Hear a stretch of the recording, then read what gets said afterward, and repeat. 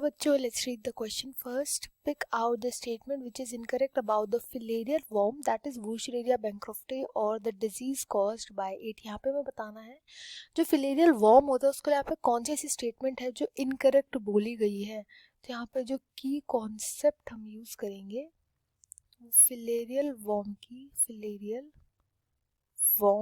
Study करेंगे. इसका scientific name तो आपने पढ़ ही लिया है यहाँ पे, Wuchereria bancrofti.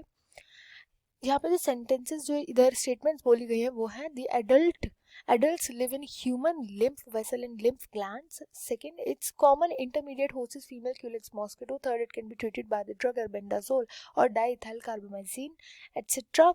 D, the disease caused by this worm shows non-specific symptoms such as eosinophilia, nausea, asthma, fainting, etc. इनमें से इनकरेक्ट स्टेटमेंट बताना है. तो ये जो फिलेरियल वर्म होता है ये क्या कॉज करता है? एलिफेंटियासिस को कॉज करता है. एलिफेंटियासिस को कॉज क्यों करता है? क्योंकि इसमें ये जो वर्म्स होते हैं ये अपना घर बना लेते हैं हमारे लिम्फेटिक वेसल्स में. लिम्फेटिक्स जो भी होते हैं हमारी बॉडी में, लिम्फेटिक वेसल्स हो गए, ग्लैंड्स हो गए, इन सब के अंदर ये अपना घर बना लेते हैं. यहीं पर ये ग्रो करते हैं, मैच्योर करते हैं, सेक्सुअली रिप्रोड्यूस करते हैं इन्हीं ग्लैंड्स के अंदर. अब इतने सारे वर्म्स प्रोड्यूस होने की वजह से जो ग्लैंड्स होते हैं जहाँ जहाँ पर भी प्रेजेंट होते हैं, मोस्टली आर्म्स या फिर लेग्स में, ये जो होते हैं आर्म्स या फिर लेग्स में, ये फूल जाते हैं, बहुत ज़्यादा स्वेल कर जाता है. ऐसा लगता है जैसे हाथी के हाथ या पैर है, इसलिए इसको एलिफेंटियासिस बोला जाता है.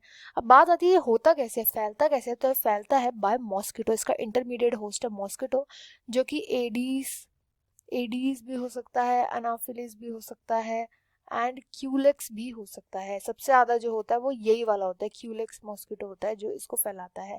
इस मॉस्किटो के अंदर ये जब मॉस्किटो से हमारे अंदर आते हैं ना, तो ये लार्वे की फॉर्म में होते हैं. लार्वे हमारे ह्यूमंस के अंदर ट्रांसमिट कर जाते हैं ह्यूमंस के अंदर आ जाते हैं, जहाँ पर ये जो वर्म्स होते हैं ग्रो करते हैं.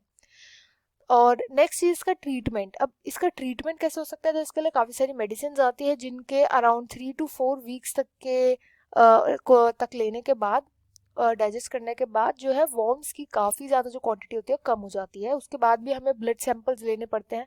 सबसे पहले जो इनको देखा जा सकता है, सबसे ज़्यादा ये डिटेक्ट हो सकते हैं, वो हो सकते हैं ब्लड सैंपल्स के अंदर.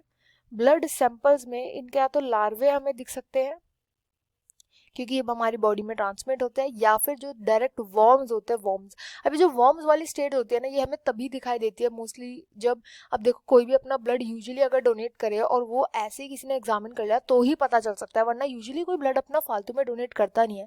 तो वर्म्स वाली स्टेज तभी पता चलती है जब किसी के लिम्फ जो होते हैं, लिम्फ वेसल या लिम्फ ग्लैंड से फूलने लगते हैं, एलिफेंटियासिस जब दिखने लगता है.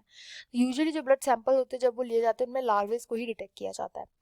नेक्स्ट आती है इसके ट्रीटमेंट की बात. तो ये से एल्बेंडाजोल से, डाइथाइल कार्बामाइजिन सिट्रेट से भी ये हो जाता है, ट्रीट हो सकता है ये. तो ये करेक्ट स्टेटमेंट है. फर्स्ट स्टेटमेंट जो बोली गई है लिम्फ वेसल लिम्फ ग्लैंड में रहते हैं, ये भी करेक्ट है. क्यूलेक्स मॉस्किटो इनका इंटरमीडिएट होस्ट है, ये भी करेक्ट बात है.